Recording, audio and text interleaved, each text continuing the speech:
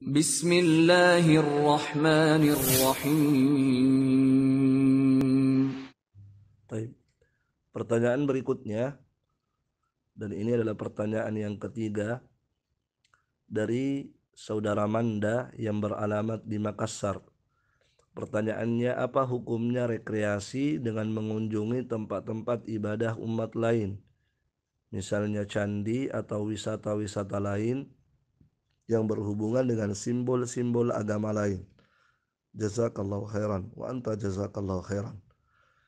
Ikhwani fillah hafizakumullah, seorang muslim dan muslimah itu tidak pantas sedikit pun, tidak layak sedikit pun, bahkan haram bagi mereka untuk mendatangi tempat-tempat maksiat, apalagi mendatangi tempat-tempat di situ dilakukan peribadatan pada selain Allah Subhanahu wa taala. Maka tentunya ini lebih haram lagi. Ya, sebab seharusnya seorang muslim dan muslimah ketika melihat suatu kemungkaran itu wajib bagi mereka untuk mengingkarinya. Ya, minimalnya mereka mengingkari dengan hatinya. Rasulullah sallallahu alaihi wasallam telah bersabda, "Man ra'a minkum munkaran falyughayyirhu biyadihi." Barang siapa di antara kalian yang melihat dan menyaksikan satu kemungkaran, maka hendaklah dia merubahnya dengan tangannya. Wa illam yastati', kalau dia tidak bisa merubah dengan tangannya karena tidak punya kekuatan, fa bilisani, maka dia ingkari dengan lisannya, dia rubah dengan lisannya, dia bantah kebatilannya, dia jelaskan bentuk kesalahannya. Itu yang wajib bagi setiap muslim dan muslimah. Wa illam yastati', kalau dia tidak mampu juga dengan lisannya, fa biqalbi, dengan hatinya. Wa dzalika adhaful iman, dan itulah selama-lama iman. Jadi iman yang paling rendah, iman yang paling lemah adalah mengingkari dengan hati. Ya, maka siapa yang tidak ada pengingkaran sedikit pun minimal dengan hatinya, maka dipertanyakan imannya. Mana imannya coba? Barakallahu fiik. Ya. Dan itu telah dilakukan di masa Rasulullah sallallahu alaihi wasallam dan para sahabat ketika mereka melihat dan menyaksikan tempat-tempat maksiat, ya karena mereka punya kekuatan untuk menghancurkan, mereka hancurkan. Apalagi yang namanya tempat-tempat kesyirikan. Ya, di masa Rasulullah sallallahu alaihi wasallam ketika Nabi punya kekuatan, terjadi Fathu Makkah dan Nabi punya kekuatan saat itu, kota Makkah sudah ditaklukkan oleh Rasulullah, maka Nabi menghancurkan semua berhala yang ada di sekitar Ka'bah. Ya, dan di saat itu ada 3 berhala besar yang disembah oleh orang-orang kafir Quraisy, orang-orang musyrikin Arab, yaitu Lata, Uzza, dan Manat. Ini 3 berhala yang paling besar, 3 berhala yang paling mereka agungkan, yang mereka sembah, Lata, Uzza, dan Manat. Maka Nabi Shallallahu Alaihi Wasallam menyuruh 3 sahabat saat itu yang bernama Mughirah bin Syu'bah, kemudian Khalid bin Walid, dan Ali bin Abi Thalib untuk menghancurkan tiga berhala besar ini, Lata, Uzza, dan Manat. Dan Nabi Shallallahu Alaihi Wasallam itu pernah menugaskan Ali bin Abi Thalib untuk menghancurkan semua patung-patung yang ada dan merobohkan bangunan-bangunan yang ada di kuburan. Ya, kuburan yang dibangun itu Nabi Shallallahu Alaihi Wasallam memerintahkan Ali untuk merobohkannya. Dan ketika Ali menjadi khalifah, Ali pun melanjutkan tugas ini, melanjutkan perintah Nabi ini dan menugaskan kepada sahabat yang lain. Ya, dan saat itu yang ditugaskan oleh Ali bin Abi Thalib untuk mencari patung-patung untuk dihancurkan dan merobohkan bangunan-bangunan kuburan adalah sahabat Abu Hayyaj Al-Asadi, dan itu disebutkan dalam riwayat Muslim. Ya, kata Abu Hayyaj Al-Asadi, Ali pernah berkata kepadaku, ala ab'athuka ala ma ba'athani Rasulullah sallallahu alaihi wasallam. Ya, tidakkah kamu ingin saya utus untuk melaksanakan sebuah tugas di mana Nabi Shallallahu Alaihi Wasallam juga pernah mengutus aku untuk melaksanakan tugas ini. Apa tugasnya? Allah tada' timsalan illa tamastahu, yaitu jangan kamu tinggalkan patung kecuali kamu hancurkan.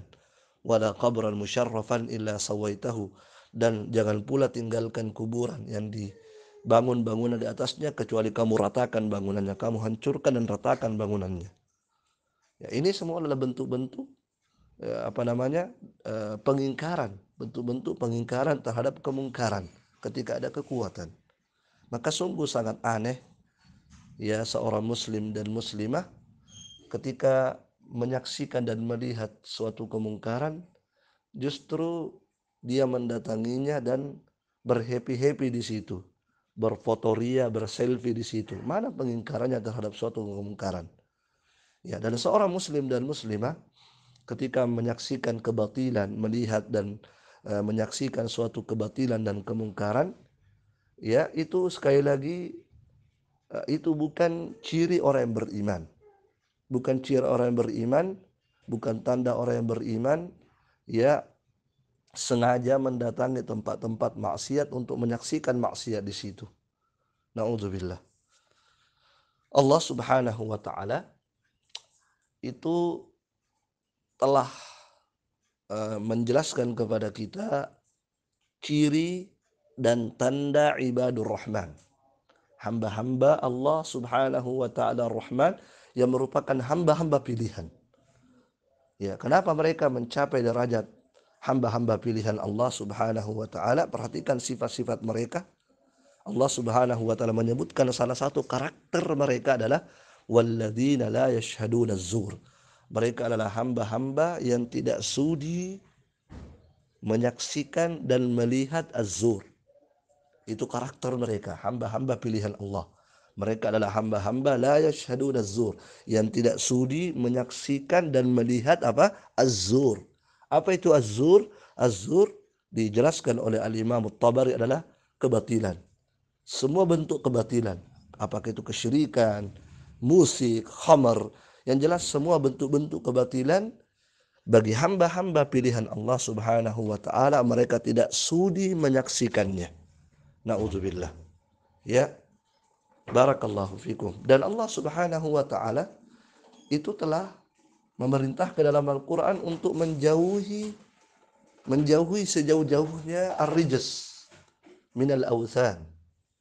Ya, Allah Subhanahu wa taala berfirman dalam Al-Qur'an, fajtanibur rijsa minal awthan. Jauhilah sejauh-jauhnya ya kenajisan, ya ar-rijs itu sesuatu yang najis, minal awthan, dari berhala-berhala yang disembah selain Allah Subhanahu wa taala. Ya, berhala-berhala yang disembah selain Allah Subhanahu wa taala itu najis, itu kotor.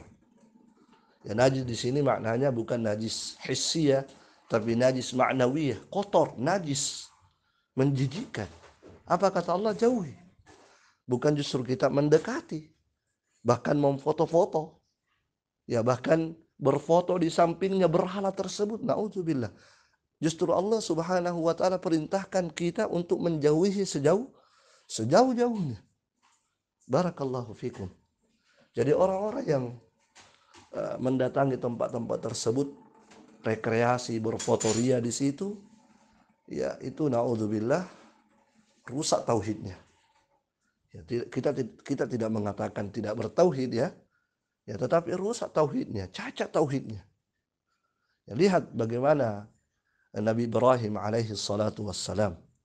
Allah Subhanahu wa taala telah menceritakan dalam Al-Qur'an, laqad kana lakum uswatun hasanatun fi Ibrahim. Sungguh telah terdapat bagi kalian teladan bagi Ibrahim.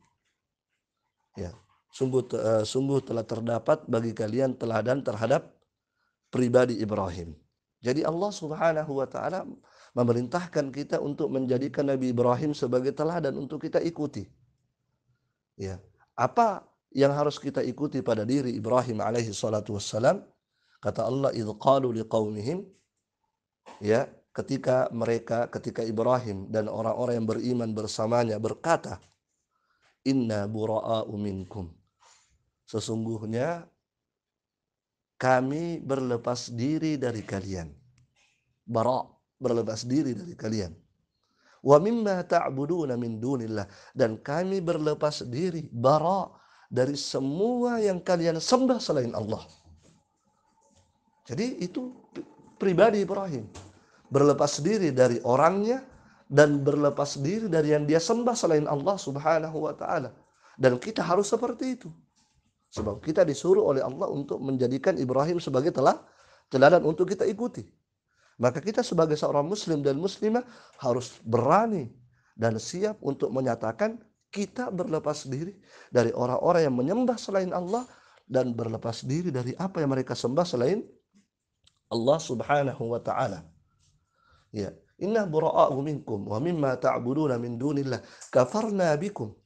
Kami kufur kepada kalian, kami ingkari kalian. Wa bada bainana wa bainakumul adawatu wal baghdha'u abadan hatta tu'minu billahi wahdah. Dan telah jelas permusuhan dan kebencian antara kami dengan kalian, ya, sampai kalian beriman hanya kepada Allah, sampai kalian beribadah hanya kepada Allah subhanahu wa ta'ala. Ya, oleh karena itu ikhwani fillah, kaum muslimin dan muslimah, hafizakumullahu jami'an, ya, berekreasi dalam agama kita hukumnya mubah, hukum asalnya mubah. Tetapi datangilah tempat-tempat yang baik, yang tidak ada maksiat di situ, ya.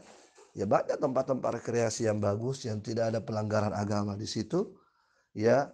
Apalagi tempat-tempat yang aman dari kesyirikan itu banyak. Insyaallah taala aman dari pelanggaran banyak. Ya, barakallahu fiik.